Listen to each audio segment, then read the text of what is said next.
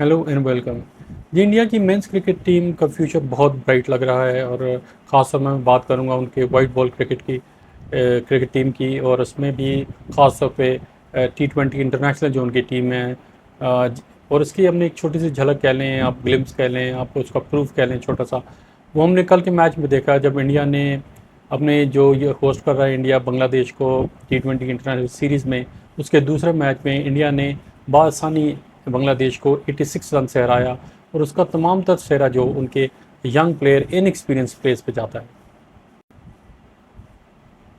जी, ये जो match Arun Jaitley stadium new Delhi में खेला गया, हमने देखा कि इंडिया की बैटिंग लाइनअप, इनफैक्ट उनकी जो तुम पूरी टीम है, बॉलिंग कह लें बैटिंग कह लें, सिवाय उनके कैप्टन सूर्य कुमार यादव और हार्दिक पांड्या के, तमाम टीम इनएक्सपीरियंस टीम है, यंग प्लेयर्स पे मुश्तमिल है। लेकिन कल हमने देखा कि उन्होंने कैसे रिस्पॉन्सिबिलिटी ली, खासतौर पर उनके बैट्समैन ने कैसे रिस्पॉन्सिबिलिटी ली और इंडिया को इतनी बड़ी एक विक्ट्री दिलवाई। India were asked to bat first और on a slow wicket।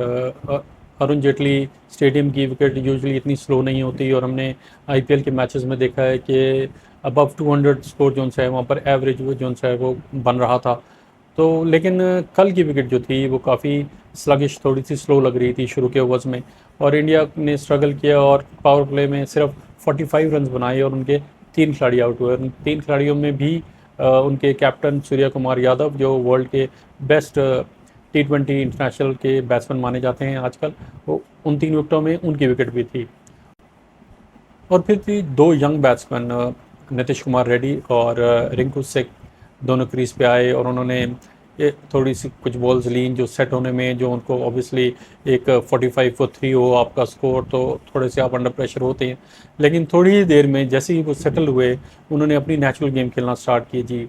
Strokes लगाना शुरू किए जी, सिक्सेज एंड फोर्स लगाना शुरू किए और 100+ की पार्टनरशिप की। और इस पार्टनरशिप ने ना सिर्फ इंडिया को एक मुश्किल टाइम से निकाला, बल्कि इंडिया को एक डोमिनेंट पोजीशन में ले आए। वहाँ से इंडिया ने अपने 20 ओवर्स में 221 फॉर 9 स्कोर किया जी। नीतीश कुमार रेड्डी जी 74 रन बना के आउट हुए। उन्होंने 34 बॉल्स फेस की, उन्होंने 4 फोर्स और 7 सिक्सेस लगाए जी अपनी इनिंग्स में, और उनका स्ट्राइक रेट था जी 217.64। रिकुन सिंह भी जो थे वो भी पीछे नहीं रहे, उन्होंने 53 रन बनाए 29 बॉल्स पे, उन्होंने 3 सिक्सेस अपनी इनिंग्स में लगाए। और जब ये दोनों खिलाड़ी आउट हुए तो उसके बाद जो उनके स्टार बैट्समैन हैं इस टीम के, सूर्य कुमार यादव के साथ उनके सीनियर बैट्समैन जो हैं हार्दिक पांड्या, वो क्रीज पे आए और उन्होंने अपनी नेचुरल जो उनकी गेम है, एग्रेसिव गेम है, वो उन्होंने खेली। और आते साथ ही बाउंड्रीज के लिए गए और उन्होंने 32 रन कंट्रीब्यूट किए जी 19 बॉल्स पे, जिसमें 2 फोर्स और 2 सिक्सेस शामिल थे। रियान पराग ने आखिर में एक छोटा सा कैमियो खेला जी, उन्होंने 15 रन बनाए 6 बॉलों पे, जिसमें 2 सिक्सेस शामिल थे जी। और जो इनके जो टॉप इंडिया के जो टॉप 3 बैट्समैन हैं, जो उनका टॉप ऑर्डर है, वो कुछ खास परफॉर्मेंस कल दे नहीं सका। सूर्य कुमार यादव जो उनके कैप्टन हैं, उन्होंने सिर्फ 8 रन बनाए। अभिषेक शर्मा ने 15 रन बनाए और संजू सैमसन 10 रन बना के आउट हुए। ये बांग्लादेश की तरफ से अगर उनकी बॉलर्स की बात की जाए तो रिशाद हुसैन ने 3 खिलाड़ियों को आउट किया, लेकिन उन्होंने 55 रन दिए जी अपने 4 ओवर्स में। तस्कीन अहमद उनके बेस्ट बॉलर थे जी। कल उन्होंने, इंडिया ने हालांकि इतना लंबा स्कोर किया 221 फॉर 9 किया, लेकिन आप देखेंगे तस्कीन अहमद ने बेहतरीन बॉलिंग की और उन्होंने 2 खिलाड़ियों को आउट किया और सिर्फ अपने 4 ओवरों में सिर्फ 16 रन दिए। तंजीम हसन साकिब ने 2 खिलाड़ी आउट किए 50 रन दे के, और मुस्तफ़ीज़ुर रहमान ने 2 खिलाड़ी आउट किए 36 रन दे के। और इन रिप्लाई जी बांग्लादेश कोई ख़ास परफॉर्मेंस दे नहीं सके। उन्होंने एक दफ़ा फिर, जैसे उन्होंने अपने पहले मैच में सिर्फ 120 ऑड रन किए थे और बहुत इंडिया बहुत कंफर्टेबली पहला मैच भी जीत गया था। तो बांग्लादेश एक दफ़ा फिर उनके बैट्समैन ने बहुत डिसपॉइंट किया और वो 135 फॉर 9 रन कर सके जी 20 ओवर्स में। उनके जो बेस्ट स्कोरर थे वो महमूदुल्लाह थे, उन्होंने 41 रन किए जी 39 बॉल्स पे, जिसमें 3 सिक्स शामिल थे। महमूदुल्लाह की ये आखिरी सीरीज़ है जी। After the third T20 international उन्होंने अपनी रिटायरमेंट अनाउंस कर दी है। और इंडिया की बॉलिंग की बात की जाए तो वरुण चक्रवर्ती ने 2 खिलाड़ियों को आउट किया 19 रन देके। नीतीश कुमार रेड्डी ने बॉलिंग में भी अपना कमाल दिखाया जी, उन्होंने 2 खिलाड़ी आउट किए 23 रन देके। और एक एक विकेट अर्शदीप सिंह, वाशिंगटन सुंदर, अभिषेक शर्मा, मयंक यादव और रेयान पराग को मिली जी। और इस तरह इंडिया ने ये मैच बहुत ही कंफर्टेबली 86 रन से जीता। और एक और स्टैट आपके साथ शेयर करते हैं चलें जी। ये 356 रन का जो एग्रीगेट था, जो इंडिया और बांग्लादेश दोनों की टीमों को मिला के जो एग्रीगेट बनता है रन्स का, ये हाईएस्ट था जी involving T20 international involving India and Bangladesh. जिस स्कोर्स हमने आपके सामने रखे, लेकिन आज के जो वीलॉग बनाने का मेरा मकसद था वो था इंडिया की टीम की परफॉर्मेंस पे एक नज़र डालना। और बहुत ही इम्प्रेसिव परफॉर्मेंस थी जी। और लग रहा है कि इंडिया जो उनसे हैं वो फ्यूचर की एक स्टार टीम, स्टार प्लेयर्स तो होते हैं लेकिन स्टार टीम बनाने जा रहा है। हमने देखा जब इंडिया के 45 फॉर 3 थे और जब 2 यंग बैट्समैन जो अभी अपने इंटरनेशनल कैरियर का आगाज़ कर रहे हैं, जो अभी अपने जो यकीनन एक लंबे कैरियर का आगाज़ कर रहे हैं, अगर उनकी जगह कोई और होता या कोई और टीम होती तो वो प्लेयर्स शायद अंडर प्रेशर आ जाते। Under pressure in the sense के बहुत से यंग प्लेयर्स होते हैं वो इनसिक्योर होते हैं अपनी पोजीशन को लेके इन द स्क्वाड। और उनके दिल में यही बात रहती है कि अगर हमने परफॉर्म नहीं किया और अगर हमने स्कोर नहीं किया तो हमें शायद अगला मैच नहीं खिलाया जाएगा, या अपने फ्यूचर को लेके उनके डाउट्स होते हैं। लेकिन ये इंडिया की जो पूरी टीम खेल रही है इसमें लगता ये है कि उनकी टीम मैनेजमेंट ने उनको पूरे तरीके से कॉन्फिडेंस दिया हुआ है कि जी जाके अपनी गेम खेलें, अपने आप को एक्सप्रेस करें, आपका जो टैलेंट है उसको शोकेस करें। और इनसिक्योरिटी उनके दिमाग में लग नहीं रही है। जिस किस्म की शॉट्स कल नीतीश कुमार रेड्डी ने और रिंकू सिंह ने खेली हैं, वो पता चल रहा था कि वो बहुत क्लियर थे अपनी अप्रोच में, बहुत कॉन्फिडेंट थे अपनी एबिलिटी में, अपने टैलेंट में। और ये सब कुछ जो उनसे है ये आता है जी जब टीम मैनेजमेंट आपको कॉन्फिडेंस देती है कि जी आपकी जगह सिक्योर है, आपने जाके अपनी अपनी गेम खेलनी है। ठीक है, रिक्वायरमेंट को देखना पड़ता है कि टीम को क्या रिक्वायर्ड है, लेकिन फिर भी जाके रिक्वायरमेंट को देखते हुए जो प्लेयर्स अपनी नेचुरल गेम खेलते हैं और जो अपनी टीम्स को ना सिर्फ मुश्किल से निकालते हैं बल्कि उनको डोमिनेंट पोजीशन में लाने की जो एबिलिटी रखते हैं, उन वो जो टीमें होती हैं वो आगे चल के बहुत ही आप कह सकते हैं कि वर्ल्ड बीटिंग टीम्स बन सकती हैं।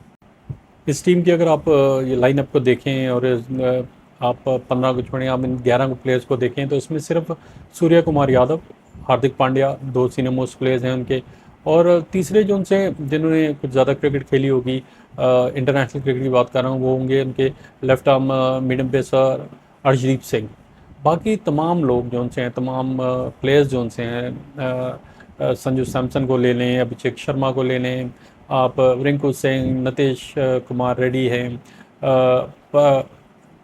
पराग हैं जी, रेयान पराग हैं। उनकी बॉलिंग को अगर आप देख लें तो तमाम जो प्लेयर्स हैं वो काफ़ी एक यंग टीम है in terms of matches, in terms of international exposure.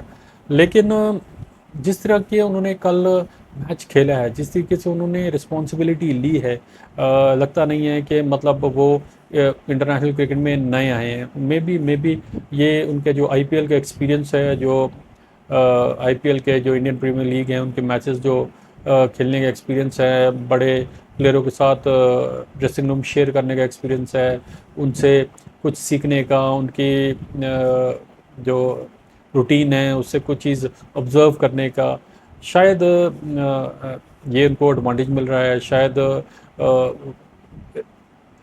क्या जी, यकीनन इंडिया का जो स्ट्रक्चर है, जो डोमेस्टिक स्ट्रक्चर है, या जो उनकी डायरेक्शन है उन्होंने अपने प्लेयर्स को दी हुई, जिसमें बहुत क्लैरिटी है, मे बी ये रीज़न भी हो सकता है कि इंडिया इतने अच्छे प्लेयर्स प्रोड्यूस कर रहा है। और अच्छे प्लेयर्स तो आई थिंक बहुत सारी टीमों के पास होंगे। अच्छे प्लेयर होना और वो टैलेंट को आप डिस्प्ले करना, उस टैलेंट को शो करना कॉन्फिडेंस के साथ, और अपने आप को चेंज नहीं करना, अपनी नेचुरल गेम खेलना, ये जो उनसे है बड़ी बात होती है। और लग रहा है कि इंडिया की जो टीम है, जो इंडिया की क्रिकेट है, वो सही डायरेक्शन में जा रही है, क्योंकि वो ना सिर्फ बैट्समैन प्रोड्यूस कर रहे हैं, जिस तरह वो तो बैट्समैन प्रोड्यूस करने में तो इंडिया का कभी कोई उस पर सवाल ही नहीं हुआ है। जब से शायद क्रिकेट हो रही है, इंडिया एक से बढ़कर एक बैट्समैन जो हैं वो प्रोड्यूस कर रहे हैं। लेकिन अब इंडिया कुछ सालों से, पिछले कुछ सालों से बॉलर्स भी बहुत अच्छे अच्छे प्रोड्यूस कर रहा है, और अ, इंडिया लगता है कि इंडिया जो है आगे चल के एक डोमिनेंट टीम बनने वाली है। और जी, एक बड़ी टीम बनने के लिए जिन जिन चीज़ों की रिक्वायरमेंट होती है, एक आपके बोर्ड की तरफ से, आपकी मैनेजमेंट की तरफ से एक clear plan, opportunities, confidence players को देना, फिर जो टीम मैनेजमेंट है वो क्या सोच रही है, उसकी अप्रोच क्या है, फिर आगे चल के जो प्लेयर्स हैं, अगर वो ये जो टीम मैनेजमेंट उनको बता रही है, जो उनको कॉन्फिडेंस दे रही है, जो उनको जो प्लान उनके आगे रख रही है, उसको एक्सिक्यूट करने का उनके अंदर कॉन्फिडेंस है, उनका माइंड सेट जो सा है वो पॉजिटिव है, उनकी इंटेंट जो सी है पॉजिटिव है। तो ये सारी चीज़ें मिल के, ऑब्वियसली हार्ड वर्क है, ये सारी चीज़ें मिल के आपकी टीम को एक बड़ी टीम बनाते हैं, एक अच्छी टीम बनाते हैं, एक वर्ल्ड बीटिंग टीम बनाते हैं। तो इंडिया में ये सारी खासियत खसूसियात हैं, और लग रहा है कि इंडिया के जो यंग प्लेयर्स हैं वो, उनकी जो ग्रूमिंग है वो बहुत बेहतरीन तरीके से हो रही है। हाँ, ये बिल्कुल पॉसिबल है, और इनफैक्ट स्पोर्ट में आप ये नहीं कह सकते कि वो 100% मैचेस जीतेंगे, लेकिन एटलीस्ट जो उनकी अप्रोच है, जो उनकी इंटेंट है, जो उनकी आप कह लें कि जो उनका माइंडसेट है, वो उनके खेल में नज़र आना चाहिए, वो उनकी उनको फाइट करने का जो जज्बा है वो उनको नज़र आना चाहिए। और कल के मैच में हमने ये देखा, 45 for 3 with Surya Kumar Yadav back in the pavilion. बाकी 14 ओवर में इंडिया ने 176 रन बनाए जी, और 176 रन आप 14 ओवर्स में अराउंड 11-12 का रन रेट होता है। तो आप ये देख सकते हैं कि उनकी जो इंटेंट, उनकी अप्रोच, उनकी एबिलिटी, उनका टैलेंट, वो सारा कुछ उन्होंने कंबाइन करके इंडिया को एक बहुत बड़ी विक्ट्री दिलाई। और जी, इंडिया ने ये सेकंड मैच जीत के जो दिल्ली में खेला गया, इन्होंने ये सीरीज़, जो 3 मैच की सीरीज़ है, ये अपने नाम कर ली है जी। पहले 2 मैचेस के बाद ही पहला मैच उन्होंने ग्वालियर में 7 विकेटों से जीता, और उनका जो तीसरा और आखिरी T20 इंटरनेशनल है वो हैदराबाद में खेला जाएगा जी, अक्टूबर 12 को। जी, आज के लिए इतना ही, मिलते हैं बहुत जल्द। Thank you for watching, take care and god bless.